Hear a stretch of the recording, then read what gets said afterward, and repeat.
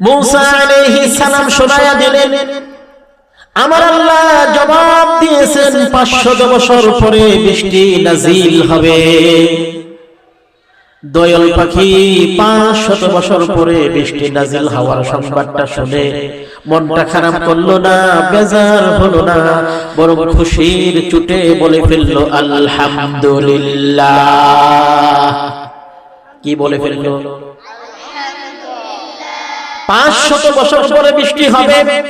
এই বাজেট শোনার পরে দয়াল পাখি বেজার হলো না, মনটা খারাপ করলো না, বরং আল্লাহ পাকের শুকর আদায় করলো আলহামদুলিল্লাহ শব্দ বলে। কি বলে? মূসা আলাইহিস সালাম চলে গেলেন। কিছুক্ষণ পর আল্লাহ পাক বৃষ্টি নাজিল করে দিলেন। মূসা আলাইহিস সালাম অবাক হয়ে গেলেন, এই মাত্র দয়াল পাখির সাথে আমি বাজেট শোনায় আসলাম 500 বছর পরে বৃষ্টি হবে, আর এখনই বৃষ্টি শুরু হয়ে গেল। এই মাত্র আমি দয়াল পাখির বললাম 500 বছর পরে বৃষ্টি হবে, আর এখন বৃষ্টি শুরু হয়ে গেল। অমনি মূসা আলাইহিস সালাম আল্লাহর কাছে প্রশ্ন করতে শুরু করলেন, ও আল্লাহ, আপনি তো আমাকে বাজেট শোনায়া দিলেন 500 বছর পরে বৃষ্টি হবে, অথচ আপনি কিছুক্ষণের ভিতরে বৃষ্টি চালু করে দিলেন, কারণ কি? আমার আল্লাহ মূসা আলাইহিস সালামকে শোনাইতেছেন, মূসা শোনো, আমি আল্লাহ তো 500 বছর পরে বৃষ্টি হবে এইটাই তো বাজেট তোমারে শোনায়া দিছিলাম। আহা, 500 বছর পরে বৃষ্টি হবে, কিন্তু আমার একটা অবলা সবলা পাখি দয়াল পাখি যখন নাকি বাজেটের কথা শুনলো 500 বছর পরে বৃষ্টি হবে, এই বাজেটটা শোনার পরে মনটা খারাপ করলো না, মনের ভিতরে কোনো দুঃখ কষ্ট নিল না, বরং আলহামদুলিল্লাহ শব্দ বলে শুকর আদায় করলো। আলহামদুলিল্লাহ বলে শুকর আদায় করার কারণে আমি আল্লাহ পাক 500 বছর বাজেটের পরের বৃষ্টিকে আমি আল্লাহ পাক 500 বছর আগে নাজিল করে দিলাম। আমার আল্লাহ পাকের দরবারে কোন বান্দা বান্দি যদি শুকর আদায় করে, আমার আল্লাহ এত খুশি হয়, এত খুশি হয় যে আমার আল্লাহ ওই বান্দার উপরে নিয়ামতকে আরো বাড়ায়া দেয়। কি বাড়ায়া দেয়? নিয়ামত বাড়ায় দেয়। এই জন্য আমরা মুসলমান যারা, আমাদেরকে চিন্তা করতে হবে, আমাদেরকে বুঝতে হবে, কোন অবস্থাতে আমরা নাশুকরিয়া আদায়কারী হব না। কি হব না? নাশুকরিয়া আদায়কারী হব না। কোন অবস্থাতে আল্লাহর উপরে বেজার করা, আল্লাহর উপরে বেজার হওয়া যাবে না। আমরা মুসলমান, আমরা কি বলো? আমরা আল্লাহ পাকের গোলাম, আমরা তো একমাত্র আল্লাহ পাকের গোলাম। এই জন্য আমরা কোন অবস্থাতেই আল্লাহর কাছে, কোন অবস্থাতেই আমরা আল্লাহর কাছে নিজেদেরকে কৃতজ্ঞতা স্বরূপ পরিচয় দেওয়ার জন্য আমরা আল্লাহর কাছে সবসময় হাজির থাকবো, উপস্থিত থাকবো। আল্লাহর কাছে নিজেদেরকে নেককার, নেকগুজার, সৎ ইমানদার, শুকর আদায়কারী বান্দা হিসেবে আল্লাহর কাছে আমাদেরকে সবসময় তুলে ধরতে হবে। আমাদের ভিতরে কৃতজ্ঞতার গুণ থাকতে হবে। আমরা আল্লাহর গোলাম, আমরা আল্লাহর বান্দা। আল্লাহ আমাদেরকে যে অবস্থাতেই রাখবে সেই অবস্থাতেই শুকর আদায় করব। কার? সব সময় সর্ব অবস্থায় আল্লাহর দরবারে শুকর আদায় করতে হবে। কারণ হলো আমরা আল্লাহর গোলাম, আমরা হলাম আল্লাহর বান্দা। আমরা কি বলো তো সবাই আওয়াজ দিয়ে বলো, আমরা কি বলো? এই সবাই বলে আমরা সবাই আল্লাহর বান্দা। সুতরাং সর্ব অবস্থায় আল্লাহর শুকর আদায় করতে হবে। আর আল্লাহ পাকের দরবারে যত শুকর আদায় করব, আল্লাহ পাক কি বাড়ায়া দিবে বলো তো? নিয়ামত বাড়ায়া দিবে। কি বাড়ায়া দিবে? আমরা সুস্থ থাকি, অসুস্থ থাকি, কোন অবস্থাতে আল্লাহর উপরে মন বেজার করা যাবে না। কি করা যাবে না বলো তো? আমরা তো নবীদের ইতিহাস শিক্ষা নিছি, নবীদের ইতিহাস আমরা জানি। তোমরা কি বলতে পারবা বলো তো, আল্লাহ পাক কোন নবীরে অসুখ দিছিল, রোগে ভুগছে? এমন একজন নবী আছে যেই নবী কিনা আল্লাহ পাক ওনাকে রোগের ভিতরে রাখছে, অসুস্থতা দান করছে, উনি বছরের পর বছর রোগের ভিতরে ভুগছেন। ওই নবীর নামটা হলো হযরত আইয়ুব আলাইহিস সালাম। কে? আইয়ুব আলাইহিস সালাম আল্লাহ পাকের একজন নবী। আইয়ুব আলাইহিস সালাম এমন একজন নবী ছিলেন, আল্লাহ পাক ওনাকে ওই যে উনাকে যত রকমের নিয়ামত ছিল আল্লাহ পাক ওনার সব নিয়ামত দান করেছে। বাগ বাগিচা যত নিয়ামত থাকে, ওনার গোলাম বান্দি দাস দাসী ছিল, বাগ বাগিচা ছিল, ক্ষেত খামার ছিল, পশু পাল ছিল, বিভিন্ন রকমের আপনার জীবজন্তু জানোয়ার ছিল, অনেক সুন্দর ওনার একটা সুন্দর একটা জীবন ছিল। আল্লাহ পাকের নিয়ামত দিয়ে ভরপুর। যেই নবী আইয়ুব আলাইহিস সালাম এত নিয়ামত আল্লাহ পাক দান করেছেন, কিন্তু নিয়ামতের ভিতরে থেকেও আল্লাহ পাককে ভুলে নাই, আল্লাহ পাকের কোন সময় না শুকরিয়া আদায় করে নাই। কোন নবী? আইয়ুব আলাইহিস সালাম। কোন নবী? আইয়ুব আলাইহিস সালাম। উনি ওনার দরবারে বসা আল্লাহ পাক ওনাকে পরীক্ষা শুরু করলেন।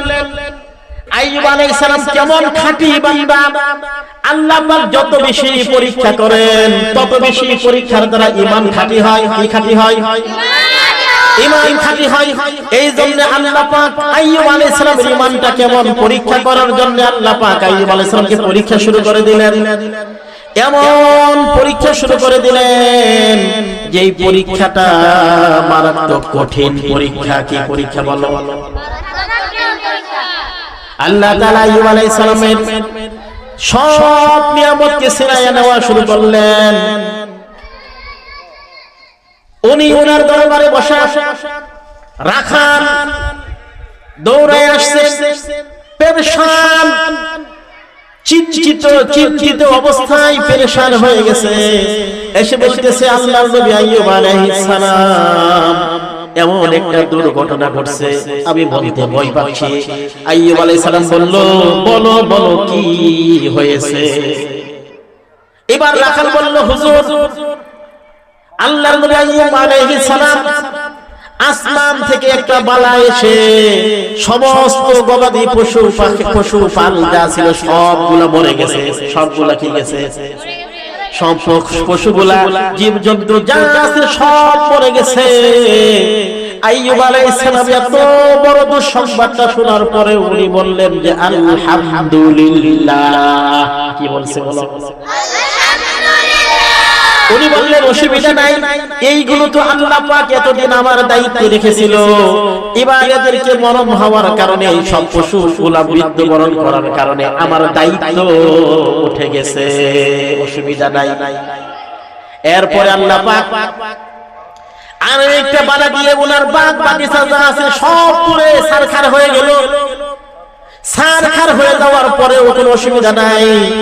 উনি তখন বলল আলহামদুলিল্লাহ, এই নিয়ামতগুলো আমার আল্লাহ দান করেছিলেন, এখন আল্লাহ পাক নিয়ামত ছিনায়া নিছে, কোনো অসুবিধা নাই। ওনার মনের ভিতরে কোনো কষ্ট নাই, কোনো দুঃখ নাই, আল্লাহর ব্যাপারে কোনো অভিযোগ নাই। এরপরে ওনার সন্তানাদিগুলো যা ছিল একদিন দেওয়াল চাপে পড়ে সমস্ত সন্তানগুলো মারা গেল। আইয়ুব আলাইহিস সালাম বললেন, সন্তান দেওয়ার মালিক আল্লাহ, সুতরাং যেই আল্লাহ আমাকে সন্তান দিয়েছিলেন সেই আল্লাহ সন্তান নিয়েছে, কোনো অসুবিধা নাই। উনি বেজার হলেন না, খুশি মনে মনে করলেন আল্লাহ পাক আমাকে যা নিয়ামত দিয়েছিলেন এই নিয়ামতগুলো ছিনায়া নিছে, এখন তো আমি আল্লাহকে আরো বেশি ডাকতে পারবো, আল্লাহ পাকের গোলামি আরো বেশি করতে পারবো। উনি আল্লাহ পাকের দিকে আরো বেশি ঝুঁকতে শুরু করলেন। শয়তানের মনের ভিতরে জ্বালা যন্ত্রণা শুরু হয়ে গেল। শয়তান দেখতেছে আইয়ুব আলাইহিস সালাম তো কোনোভাবেই ফেল হচ্ছে না, পরীক্ষার ভিতরে শুধু পাশই আর পাশই করে যাচ্ছে। এরপরে আইয়ুব আলাইহিস সালামের শরীরের ভিতরে রোগ হলো। উনি রোগাক্রান্ত হয়ে পড়লেন, অসুস্থ হয়ে পড়লেন। এই অসুস্থতা বাড়তে বাড়তে এমন বাড়লো ওনার সমস্ত শরীরের ভিতরে রোগ হয়ে গেল। এই কই রোগ হয়ে গেল? সমস্ত শরীরের ভিতরে রোগ হয়ে গেল। এমন কি রোগ হতে হতে ওনার শরীরের ভিতরে কিরা হয়ে গেল। কি হয়ে গেল? ওনার শরীরের ভিতরে কিরা হয়ে গেল। এমন অবস্থা ওনার হয়ে গেল যে এখন ওনার এই শরীরের দুর্গন্ধের কারণে গ্রামবাসী যারা আছে ওনারা গ্রামে আইয়ুব আলাইহিস সালামকে থাকতে দিল না, ওনাকে গ্রাম থেকে আইয়ুব আলাইহিস সালামকে বের করে দিল। একটা ময়লা আবর্জনা ফেলানোর স্থান, ময়লা আবর্জনা ফেলানোর স্থানে আইয়ুব আলাইহিস সালামকে রেখে দেওয়া হলো। আইয়ুব আলাইহিস সালাম সেই দরদময় ময়লা আবর্জনা ফেলানোর স্থানে উনি অবস্থান করতেছেন। ওনার বন্ধু বান্ধব পাড়া প্রতিবেশী সন্তানাদি ইত্যাদি যা ছিল, ওনার একাধিক স্ত্রীরা ছিল, সকল স্ত্রীগুলা একে একে চলে যাইতেছে এবং বিবি রহিমার ডাক দিয়ে বলে, আরে বিবি রহিমা চল আমরা চলে যাইতেছি, তুইও চল আমাদের সাথে চলে যাই। বিবি রহিমা বলল, তোমরা কেমন নাশুকরিয়াকারী স্ত্রী, এই লোকটা যখন দৌলত ছিল, টাকা পয়সা প্রাচুর্য সব কিছু ছিল, তখন তো তোমরা এই লোকটার কাছ থেকে অনেক সুবিধা গ্রহণ করছো, আজকে এই লোকটা অসুস্থ হয়ে পড়েছে, তোমরা কত স্বার্থপর নিষ্ঠুর, এটাকে ছেড়ে চলে যাচ্ছ। আইয়ুব আলাইহিস সালামের স্ত্রী বিবি রহিমা বলল, যাও তোমরা চলে যাইতে পারো, আমি কোনদিন আমার স্বামীকে ছেড়ে চলে যাইতে পারি না, আমি আমার জীবন দিয়ে জান প্রাণ দিয়ে আমার স্বামীকে সেবা যত্ন করব, ভালোবাসবো। বিবি রহিমা ছিলেন স্বামী ভক্তি, স্বামী মহব্বতের স্ত্রী। এবার যখন সবাই চলে গেল, বিবি রহিমা একাকী স্বামীকে সেবা যত্ন করতে শুরু করলেন।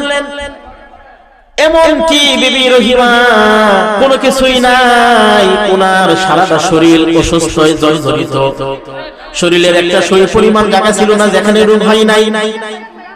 বিবি রহিমা মানুষের বাড়ি থেকে কাজকর্ম করে যা কিছু ব্যবস্থা করতেন, এইটা দিয়ে স্বামী এবং ওনার আহারের ব্যবস্থা করতেন।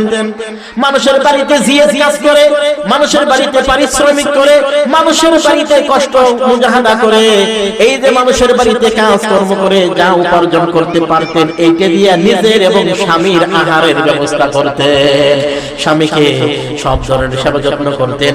যতটুকু সময় শুধু মানুষের বাড়িতে কাজ করার জন্য লাগতো, এই সময়টুকু ব্যয় করে বাকি সময়টা স্বামীর সেবায় উনি নিয়োজিত থাকতেন। কার সেবায়? বিবি রহিমা কত গুণবতী নারী। আমি সামনে আরেকটু কুরআনুল কারীমে বিবি রহিমাকে আমার আল্লাহ কেমন ভালোবাসে সেইটার প্রকাশ ঘটাইছে, আলোচনার সাথে সেই কথা আসতেছে। এইবার আইয়ুব আলাইহিস সালাম এই যে রোগে সুখের ভিতরে পড়ে আছেন, অসুস্থ অবস্থার ভিতরে আছেন, এমন কঠিন হালতের ভিতরে কোনো সময় আল্লাহর উপরে বেজার হন না, আল্লাহর উপরে নারাজ হন না। এমন কি কত ভালো মানুষ উনি হইতে পারে, ওনার শরীর পোকাদের খাদ্য, আইয়ুব আলাইহিস সালামের দেহটাকে আল্লাহ পাক পোকাদের খাদ্য বানায়া দিয়েছে।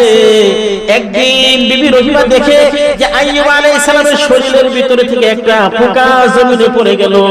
আইয়ুব আলাইহিস সালাম পোকাটারে ধরে টান দিয়ে শরীরে উঠায়া দিয়ে বলে, আরে পোকা, আমার শরীর আল্লাহ তোদের খাদ্য বানাইছে, তোর খাদ্য বানাইছে, তুই পড়ে যাস কেন? তুই আমার শরীর থেকে খাবি, এই জন্য আমি তোকে উঠায়া দিলাম, আমার শরীর থেকে তুই খাদ্য গ্রহণ কর। বিবি রহিমা এই দৃশ্য দেখে চোখের ভিতরে পানি এসে পড়ছে। আয় আল্লাহ, এর চাইতে কি আর ভালো মানুষ হইতে পারে সে, যেই কিনা রোগের অবস্থার ভিতরে পোকাটাকে পর্যন্ত উঠায়া দে, পোকারে তুই তোর আহার কর। এইভাবে আইয়ুব আলাইহিস সালাম আল্লাহর কাছে কোনো অভিযোগ করেন নাই, কোনো ওযু আপত্তি তুলে ধরেন নাই, কোনো আল্লাহ পাকের কাছে বেজারি প্রকাশ করেন নাই। উনি সব সময় মনে করতেন, আমার আল্লাহ পাক তো আমাকে অনেক ধন দৌলত, অনেক নিয়ামত দিয়েছিলেন, এখন তো আমাকে অসুস্থতা দিয়েছে, সুতরাং আমি তো বহু দীর্ঘ বছর যাবত অসুস্থতার ভিতরে ছিলাম না, সুস্থতার মধ্যে ছিলাম, তখন তো আল্লাহ পাকের নিয়ামত ভোগ করেছি, এখন আল্লাহ পাক আমার একটু অসুস্থ দিয়েছে, এই জন্য বেজার হবার কিছু নাই, আল্লাহর কাছে এই জন্য অভিযোগ করার কোনো কিছু নাই। উনি বরং অসুস্থতার মধ্যেই থেকে আল্লাহর আরো বেশি বেশি শুকর আদায় করতেন, আল্লাহর দরবারে উনি বেশি বেশি ইবাদত বন্দেগী করতেন। এই যে শরীরের ভিতরে পোকা হয়ে গেল, ওনার শরীরের ভিতরে যেই দিন নাকি আপনার ওনার জিহ্বার ভিতরে পোকা হয়ে গেছে, জিহ্বায় যেদিন পোকা হয়ে গেছে, ওই দিন আইয়ুব আলাইহিস সালাম এবার বলতে শুরু করছে, আয় আল্লাহ, 18টা বছর রোগে ভুগলাম, কোনোদিন কোনো কথা বলি নাই, আজকে আর চুপ থাকবো না, আয় আল্লাহ তোমার দরবারে ফরিয়াদ জানাই, তুমি আমার জিহ্বার ভিতরে পোকা দিও না, তুমি যদি আমার জিহ্বায় পোকা দাও তাহলে বলো তোমার মতো রবের নাম আমি কোন জিহ্বা দিয়ে দিব। সুবহানাল্লাহ। যেই দিন আইয়ুব আলাইহিস সালাম এই কথা বলছে সেই দিনই পরীক্ষায় পাস। পরীক্ষায় কি আইয়ুব আলাইহিস সালাম দোয়া করছেন, ইযনা ওয়া আইয়ুব ইযনা দা রাব্বাহু আন্নী মাসসানিয়াদ দুররু ওয়া আনতা আরহামুর রাহিমিন।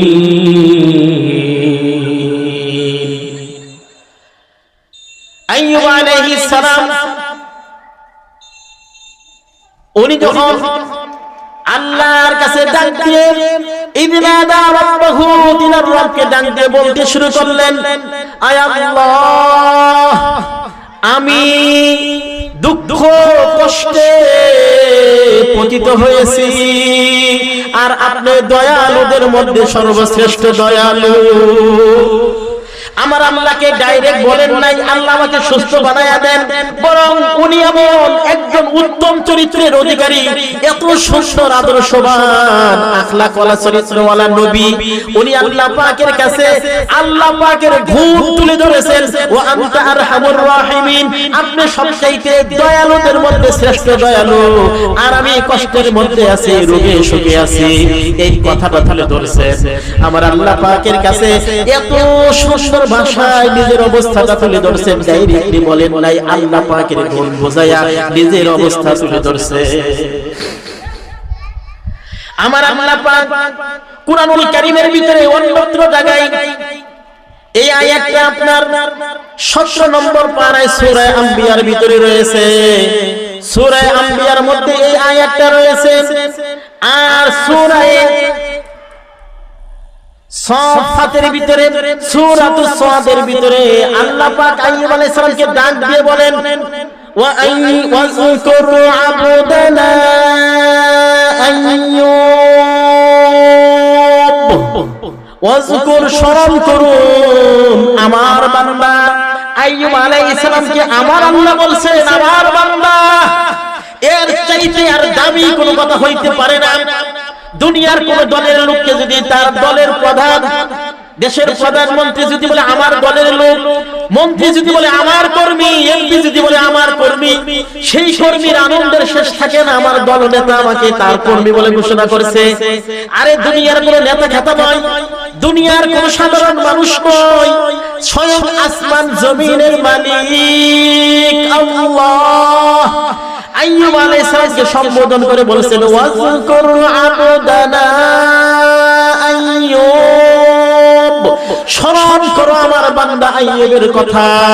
ইযনা দা রাব্বাহু, যখন তিনি তার রবকে ডাক দিয়ে বললেন, আন্নী মাসানিয়া শাইতানু বিনুসবি ওয়া আযাব, শয়তান আমাকে যন্ত্রণা কষ্ট দিয়ে, শয়তান আমাকে যন্ত্রণা কষ্টে ফেলে দিয়েছে।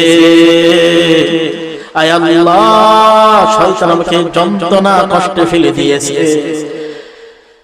আমার আল্লাহ পাকের কাছে যখন এই কথা তুলে ধরছেন, আল্লাহ পাক আইয়ুব আলাইহিস সালামকে বললেন, উরকুত বিরিজলিকা হাদা মুগতাসালুম বারিদু ওয়া শারাব, তুমি তোমার পা দিয়ে জমিনে আঘাত করো, তুমি তোমার পা দিয়ে জমিনের ভিতরে আঘাত করো, ভূমিতে আঘাত করো। হাদা মুগতাসালুম বারিদু ওয়া শারাব, এই তো গোসলিও, এই তো দৌত করার জন্য মুগতাসাল বলে, দৌত করার গোসলিও, গোসলের জন্য এই তো পানি, ওয়া শারাব এই তো পান করার পানি। আল্লাহ পাক যখন আইয়ুব আলাইহিস সালামকে এই কথাটা আদেশ করলেন, আইয়ুব আলাইহিস সালাম জমিনে পা দিয়ে আঘাত করলেন, পা দিয়ে আঘাত করার সাথে সাথে একটা ঝর্ণা ফোয়ারা উঠল, একটা ঝর্ণা বের হয়ে গেল। এবার আবার আল্লাহ পাক গিয়ে বলছে, আইয়ুব এই ঝর্ণার ভিতরে গোসল করো এবং এই ঝর্ণার পানি পান করো। উনি যখন এই ঝর্ণার পানিটা দিয়ে যখন নাকি গোসল করলেন, ওনার সমস্ত দেহের উপরের যত রোগ বালা, যত রোগ বেদ ছিল, সমস্ত রোগ বেদ সব বালা হয়ে গেল। সুবহানাল্লাহ। এই যে উনি পানি করা, এইবার পানি যখন আল্লাহ পাক যখন উনি এই যে গোসল করলেন, সমস্ত রোগ বেদ বালা হয়ে গেল শরীরের উপরের অংশ। এবার আবার আল্লাহ বললেন আইয়ুব এই পানি পান করো। এবার যখন নাকি পানি পান করলেন, পানি পান করার সঙ্গে সঙ্গে দেহের ভিতরে যত রোগ বালা ছিল, রোগ ছিল, সমস্ত রোগ ভিতর দিক থেকে বালা হয়ে গেল। সুবহানাল্লাহ। এই যে আইয়ুব আলাইহিস সালাম, আইয়ুব আলাইহিস সালাম কেমন ভালো হইলেন, আইয়ুব আলাইহিস সালাম কেমন সুন্দর আর কেমন এত সুন্দর দেহের অধিকারী হয়ে গেলেন। আইয়ুব আলাইহিস সালাম আগের চাইতে আরো অনেক সুন্দর সুঠাম একেবারে পূর্ণ সুস্থ পূর্ণ নতুন স্বাস্থ্যের অধিকারী হয়ে গেল। বিবি রহিমা অন্যান্য দিনের মতো কাজকর্ম সেরে উনি যখন স্বামীর কাছে আসলেন, আয়েশা দেখে উনার আর আইয়ুব আলাইহিস সালাম ভালো হওয়ার পরে এই দুর্গন্ধময় ময়লা আবর্জনার ফেলার স্থান থেকে একটু সরে গিয়ে অন্যত্র গিয়ে একটু বসছে, একটু দূরে গিয়ে বসছে। বিবি রহিমা এসে দেখে হাই হাই আল্লাহর নবী আইয়ুব নাই, কোথায় গেল? উনি কাঁদতে শুরু করলেন। স্বামী ভক্ত, স্বামীর মহব্বতী স্ত্রী, উনি কাঁদতে শুরু করলেন, হাই হাই আমার স্বামী কোথায় গেল? উনি একটু সরে গিয়ে যেই লোকটা ওনার স্বামী আইয়ে ওনাকে জিজ্ঞেস করতেছে, এই যে আল্লাহর বান্দা, আপনি কি এখানে একটা রোগাক্রান্ত আল্লাহর নবী আইয়ুব আলাইহিস সালাম এখানে ছিল, আপনি কি ওনাকে দেখছেন? উনি কোথায় গেছে? এবং সব কথা ওনাকে তার অবস্থা তুলে ধরল। আইয়ুব আলাইহিস সালাম সবকিছু শুনে উনি বললেন, আমি তো আইয়ুব। সুবহানাল্লাহ। কি বলতেছে? বিবি রহিমা বলতেছে, আপনি কি আমার সাথে রসিকতা করতেছেন, উপহাস করতেছেন? আইয়ুব আলাইহিস সালাম বলল, না না না, আমি আপনার সাথে কোনো উপহাস করতেছি না। আমি আইয়ুব আলাইহিস সালাম, আল্লাহ পাক আমাকে সুন্দর নতুন এক স্বাস্থ্য দান করেছে। আল্লাহ পাক আগের চাইতে আমাকে আরো সুন্দর বানায়া দিয়েছে। এই যে আইয়ুব আলাইহিস সালাম সুস্থ হয়ে গেল, কিন্তু এই জায়গায় আরেকটা ঘটনা আছে। সেইটা হলো আইয়ুব আলাইহিস সালাম যখন অসুস্থ ছিল, ওই সময় একদিন শয়তান চিকিৎসক রূপে, চিকিৎসক বেশ ধরছে, একজন চিকিৎসাকারী চিকিৎসক হয়ে বিবি রহিমার কাছে প্রকাশ হয়েছে। বিবি রহিমাকে বলতেছে, বিবি রহিমা, আমি তোমার স্বামীর চিকিৎসা করতে পারি।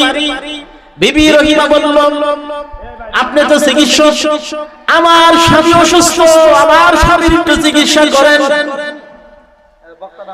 ইমার বলল, আমি এক শর্তে আপনার স্বামীর চিকিৎসা করতে পারি, সেইটা হলো এই, আপনার স্বামী যখন ভালোভাবে সুস্থ হবে আপনাকে এই কথা বলতে হবে যে আমি তাকে সুস্থতা দান করেছি। বিবি রহিমা স্বামী ভক্ত, স্বামীর পাগল, স্বামীর মহব্বতকারী, এই জন্য উনি স্বামীর দিকে তাকায় মাইনা নিলেন। পরবর্তীতে যখন উনি উনার স্বামীর কাছে গিয়ে এই কথাটা বললেন, উনার স্বামী তো কথা শুনে বলতে শুরু করলো, রহিমা, তোমার সরলতার সুযোগ দেখে বড় আফসোস আর দুঃখ হচ্ছে। তুমি বুঝতে পারো নাই, ওইটা কোনো ডাক্তার ছিল না, চিকিৎসক ছিল না, ও ছিল শয়তান। ও তোমার কাছে এসে তোমার জবান থেকে শিরকি কথা উত্থাপন করাইছে। তোমার দ্বারা শয়তান একটা শিরকি কথার স্বীকারোক্তি দিয়েছে। এই জন্য বিবি রহিমার এই কথাটা আইয়ুব আলাইহিস সালাম স্বাভাবিকভাবে গ্রহণ করতে পারলেন না। উনি তখন বললেন, বিবি, আমি যখন সুস্থ হব এমন ধরনের শিরকি কথা স্বীকারোক্তি তোমার জবান থেকে হওয়ার কারণে তোমাকে আমি 100 বেত্রাঘাত করব।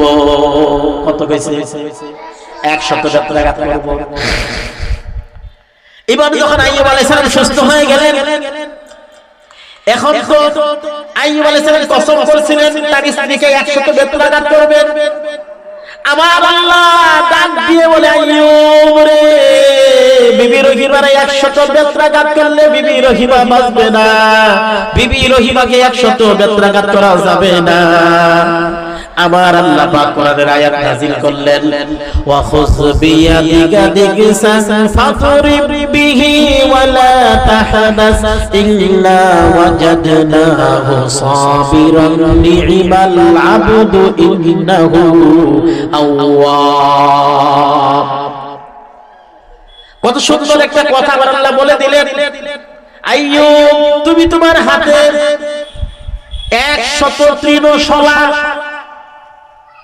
100 হাতের ভিতরে মুঠি বানায়া দাও। আপনারাই বলেন তো দেখি, যদি ওই যে আমরা 3 যেগুলো বলি 100 একসাথে মুড়ি বানাই, আমার আল্লাহ কই ফাদরিব বিহি, এইটা দিয়ে বিবি রহিমারে আঘাত করো, বাড়ি দাও। এবার যখন আইয়ুব আলাইহিস সালাম এটা দিয়ে বাড়ি দিছে, বিবি রহিমার শরীরে বাড়ি লাগছে কিন্তু আঘাত বেশি পাই না। কি পাই না? ওয়ালা তাহাদাস, আল্লাহ কয় আইয়ুব তুমিও কসম ভঙ্গকারী হলা না। কি হলা না?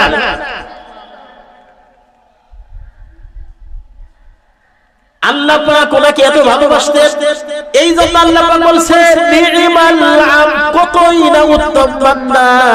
তাফসীরে জালালাইনের সরার ভিতরে আছে আল আইয়ুব, আইয়ুব আলাইহিস সালাম কেরা ইন্নাহু আওয়াব, উনি ছিলেন আল্লাহ অভিমুখী। আইয়ুব কি ছিল? আল্লাহর দিকে ধাবিত। কার দিকে ধাবিত? আল্লাহর অভিমুখী। এই জন্য মুহতারাম মা ও বোনেরা, আমাদের কার দিকে ঝুঁকতে হবে? আল্লাহর দিকে ঝুঁকতে হবে। কার দিকে ঝুঁকতে হবে? আল্লাহর দিকে ঝুঁকতে হবে। আমাদেরকে ইসলাম মানতে হবে। কি মানতে হবে? ইসলাম মানতে হবে। মা বোনেরা, ইনারা যদি খালি একটু ইসলামের উপরে চলতে পারে, ইসলামের উপরে একটু আমল করতে পারে, জান্নাতে যাওয়া সহজ হবে। জান্নাতে যাওয়া কি হবে? মা বোনেরা, আপনারা কান দিয়ে মন দিয়ে ভালো করে শুনুন। পুরুষদের চাইতে মহিলাদের, মা বোনদের জান্নাতে যাওয়া সহজ। এই কাদের জান্নাতে যাওয়া সহজ? মা বোনদের জান্নাতে যাওয়া সহজ। আমি আজকে এত সুন্দর একটা হাদিস বলবো, কোন মা বোন যদি 4টা আমল করে, কয়টা আমল করে? 4টা আমল করলে জান্নাতে যাইতে পারবে। মাত্র 4টা আমল, বেশি না। আমি পরে বয়ানের একটু পরবর্তী অবস্থায় আমি এই 4টা আমল কি সেটা বলবো। তার আগে মা বোনদেরকে ইসলামিক হতে হবে। কি হতে হবে? আমরা যদি ইসলাম না মানি, দুনিয়া তো শান্তি হবে না, পরকালও কি হবে না? শান্তি হবে না। এই জন্য ইসলাম হলো আমাদের জন্য শান্তি। ইসলাম কি? ইসলাম হলো শান্তি, ইসলাম হলো আদর্শ, ইসলাম হলো কি? আদর্শ। এই জন্য আমাদের ইসলাম মানতে হবে। কি মানতে হবে? ইসলাম মানতে হবে। মা বোনেরা, আমাদের জীবনের সর্বক্ষেত্রে ইসলামকে প্রাধান্য দেব। কাকে প্রাধান্য দেব? ইসলামকে প্রাধান্য দেব।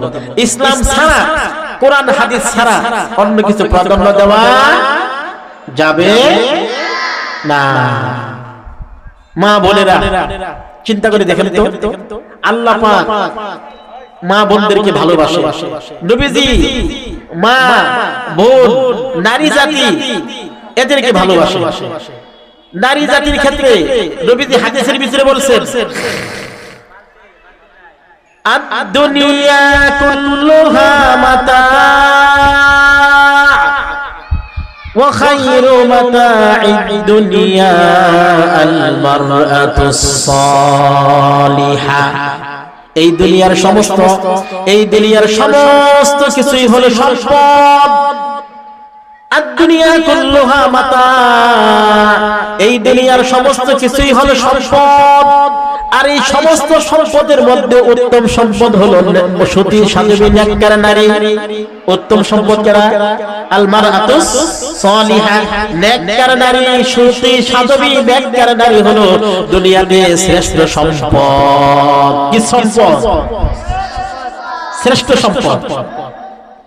এই জন্য মা বোনরা যারা আল্লাহর হাবিব আপনাদেরকে শ্রেষ্ঠত্ব ঘোষণা দিয়েছে, এই জন্য আমরা ইসলামকে টার্গেট করব, ইসলামকে দেখব, কি করব? মা বোনরা, আমরা বিয়ে শাদীর ক্ষেত্রে খালি দুনিয়ার টাকা পয়সা দেখি, দুনিয়ার সম্পদ দেখি। আসলে দুনিয়ার সম্পদ দেখা যাবে না। নবীজির হাদিসের ভিতরে আছে তুনকাহুল মারআতু লিআরবাঈন, তুনকাহুল মারআতু লিআরবাঈন লিমালিহা ওয়া লিজামালিহা ওয়া লিহাসাবিহা ওয়া লিদীনিহা ফাযফুর বিযাতিদ্দীন। নারীদেরকে বিবাহ দেওয়া হয় তুনকাহুল মারআতু, নারীদেরকে বিবাহ দেওয়া হয় চারটা গুণের দিকে লক্ষ্য করে। কয়টা গুণের দিকে? নবীজি বলেন তুনকাহুল মারআতু, নারীদেরকে বিবাহ দেওয়া হয় চারটা গুণের দিকে লক্ষ্য করে। একটা হলো তার সৌন্দর্য, নারীর কি জামাল, লিজামালিহা, নারীর সৌন্দর্য একটা। আরেকটা হলো মাল, আরেকটা কি ধন সম্পদ, আরেকটা হলো কি বংশমর্যাদা, আরেকটা হলো দ্বীন, আরেকটা কি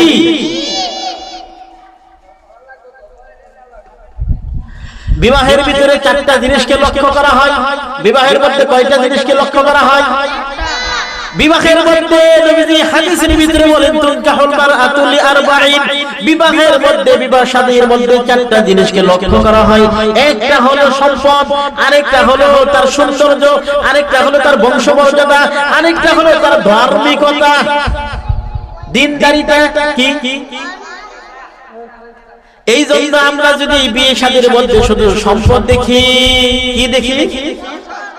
এই টাকা পয়সা আছে কিনা, ধন দৌলত আছে কিনা, খালি টাকা খুঁজে, খালি কি খুঁজে?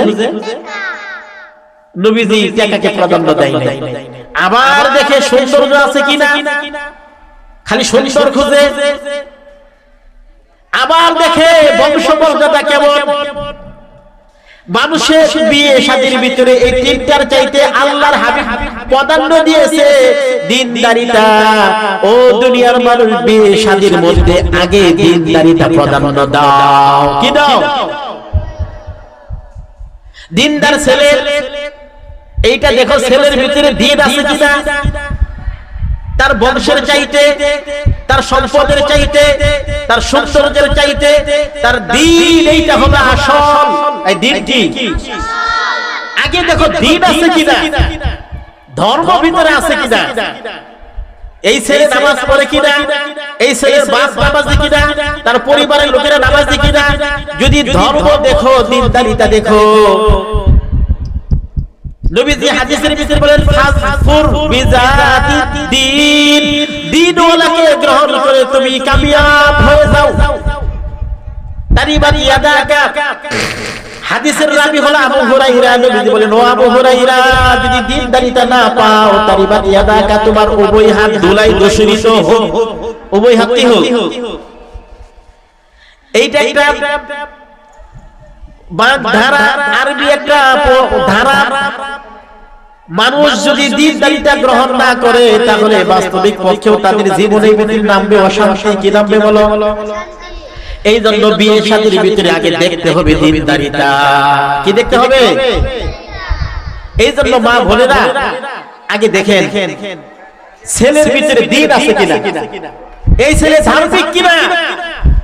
এর ভিতরে যদি দ্বীন থাকে, আলহামদুলিল্লাহ কামিয়াব। আর দ্বীন যদি না থাকে, এই ছেলে নাকাব হয়ে যাবে। নবীজি হাদিসের ভিতরে বলছেন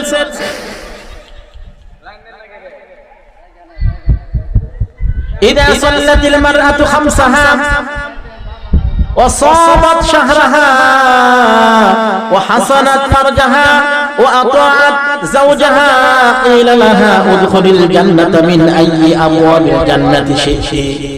মা বোনেরা লক্ষ্য করি, আল্লাহর হাবিব বলেন কোন নারী যদি চারটা কাজ করতে পারে, কয়টা কাজ করতে পারে? নারীদের জন্য জান্নাতে যাওয়া এত সহজ, পুরুষদের জন্য এত সহজ না। নবীজি হাদিসের ভিতরে বলেন, যখন কোন নারী 5 ওয়াক্ত নামাজ পড়বে, কয় ওয়াক্ত নামাজ পড়বে? কোন নারী 5 ওয়াক্ত নামাজ পড়বে, ইদা সাল্লাতিল মারআতু খামসাহা ওয়া সামাত শাহরা, রমজান মাসে এক মাস রোজা রাখবে, তার লজ্জা স্থানকে হেফাজত করবে। স্বামী স্ত্রী এদের ভিতরে সবচেয়ে গভীর ভালোবাসা সম্পর্ক তখন হয় যখন জানে স্বামী আমার স্ত্রী সতী সাধবী। কোন নারী যদি বেচারিণী হয়, স্বামী যদি জানতে পারে বিয়ের পরে আমার স্ত্রী অসতী ছিল, আমার স্ত্রী বেচারিণী ছিল, এই সংসারের ভিতরে অশান্তি সৃষ্টি হয়। আর যদি কোন নারী জানে আমার স্ত্রী সতী সাধবী ছিল, এই সংসার সুন্দর হয়। এই জন্য মা বোনেরা নবীজি হাদিসের ভিতরে বলেন ওয়া হাসানাত ফারজাহা, নারী তার লজ্জাস্থানকে হেফাজত করবে। 4 নম্বর হলো ওয়া আতাআত যাওজাহা, তার স্বামীর আনুগত্য করবে। 4টা কাজ করলে নবী হাদিসের ভিতরে বলেন কিলা লাহা, কিয়ামতের দিন বলা হবে তাকে উদখুলিল জান্নাতা মিন আইয়ি আবওয়াবিল জান্নাতি শি'তি, তোমার যেই দরজা দিয়ে ইচ্ছা তুমি জান্নাতে প্রবেশ করো। মুহতারাম মা বোনেরা, এর চাইতে আরো দামি কথা কি হইতে পারে? বিশ্বনবী হাদিসের ভিতরে নারীদের জন্য জান্নাতে যাওয়ার যে 4টা রাস্তা বর্ণনা করে দিয়েছেন, 4টা আমলের কথা বর্ণনা করে দিয়েছেন। ইদা সাল্লাতিল মারআতু খামসাহা ওয়া সামাত শাহরাহা ওয়া হাসানাত ফারজাহা ওয়া আতাআত যাওজাহা কিলা লাহা উদখুলিল জান্নাতা মিন আইয়ি আবওয়াবিল জান্নাতি শি'তি। কোন নারী যদি দৈনিক 5 ওয়াক্ত নামাজ আদায় করতে পারে, রমজান মাসে 1 মাস রোজা রাখতে পারে, তার লজ্জাস্থানকে হেফাজত করতে পারে, তার সতীত্বকে হেফাজত করতে পারে, পর্দাকে ঠিকমতো আদায় করে পরে পর্দা মেইনটেইন করে চলে, আর স্বামীর যদি আনুগত্য করতে পারে, এবং নারীর ক্ষেত্রে কিয়ামতের দিন আমার আল্লাহ পাক বলবেন ও নারী, জান্নাতের যেই দরজা দিয়ে ইচ্ছা তুমি জান্নাতে প্রবেশ করো। এই জন্য আজকের মাহফিলে এই চাপাজোড়া ইসলামিয়া নূরানী হাফিজ মাদ্রাসার আজকে সম্মিলনে আমরা বলতে পারি যে সকল মা বোনরা এসেছেন, আমরা যদি আজকে প্রতিজ্ঞা করে যাই জীবনে যতদিন বেঁচে থাকবো 5 ওয়াক্ত নামাজ আদায় করব, এবং পর্দাকে ঠিক মতো আদায় করে, পর্দাকে নিয়ন্ত্রণ করে, পর্দাকে মেনে চলবো। পর্দার এই যে একটা বিধিমালা, এটা আমার জীবনে বাস্তবায়ন করে পর্দা হারা কোনোদিন হবো না, পর্দা ছাড়া হবো না। তাহলে যদি 4টা বিষয় আমল করতে পারেন, আপনি দুনিয়া থেকে মনের ভিতরে জান্নাতি হওয়ার একটা আশা ধারণ করতে পারেন। শুকর আদায় করলে আল্লাহ পাক নিয়ামত বাড়ায় দেয়। কি বাড়ায় দেয়? আল্লাহ পাক কুরআনুল কারীমের ভিতরে শুকরের ব্যাপারে বর্ণনা দিয়েছেন। লা ইন শাকারতুম লা আযীদান্নাকুম ওয়া লা ইন কাফারতুম ইন্না আযাবী লাশাদীদ। লা ইন শাকারতুম, তোমরা যদি আমি আল্লাহর শুকর আদায় করো, লা আযীদান্নাকুম, অবশ্যই অবশ্যই আমি তোমাদের নিয়ামতকে বাড়ায় দেব। কি বাড়ায় দিবে? ওয়া লা ইন কাফারতুম, আর যদি আমার নাশকরিয়া করো, অকৃতজ্ঞতা জ্ঞাপন করো, আমি এই যে নিয়ামত দেই সেই নিয়ামত তো ছিনায় নিবই তো নিবই। ইন্না আযাবী লাশাদীদ, নিশ্চয় আমার আযাব বড় কঠোর। আযাব বড় কি? এইজন্য ভাই মা বোনেরা, আমরা কোন সময় অকৃতজ্ঞ হব না, নাশকর আদায়কারী হব না। কারণ নাশকর আদায়কারী যারা করে, আল্লাহ তাআলা তাদেরকে আল্লাহ পাকের নিয়ামত থেকে বঞ্চিত করে দেন, তারা আল্লাহ পাকের নিয়ামত থেকে মাহরুম হয়ে যায়। এজন্য আমরা কোনোভাবেই নাশকরিয়া এর অন্তর্ভুক্ত হব না, নাশকরিয়া আদায়কারীদের অন্তর্ভুক্ত হব না, বরং আমরা সব সময় আল্লাহ পাকের দরবারে কৃতজ্ঞশীল বান্দা হয়ে থাকব, শুকর আদায়কারী বান্দা বান্দি হয়ে থাকব। আল্লাহ পাক আমাদেরকে তৌফিক দান করুন, বলুন আমিন। অকৃতজ্ঞ আর নাফরমানের অবস্থা কেমন হয়? একজন ব্যক্তি নদীর পার দিয়ে, নদীর তীরবর্তী এলাকা দিয়ে যাচ্ছিল। এই লোকটা বলতেছিল যে আল্লাহ পাক আমাকে কিছুই দেই নাই, আল্লাহ পাক আমাকে কিছুই দেয় নাই। কিন্তু তখনও তার পরনে একটা চাদর ছিল। তার পরনে কি ছিল? তার পরনে একটা চাদর ছিল। এরপরেও সে বলতেছে আল্লাহ পাক আমাকে কি করে নাই? কিছুই দেয় নাই।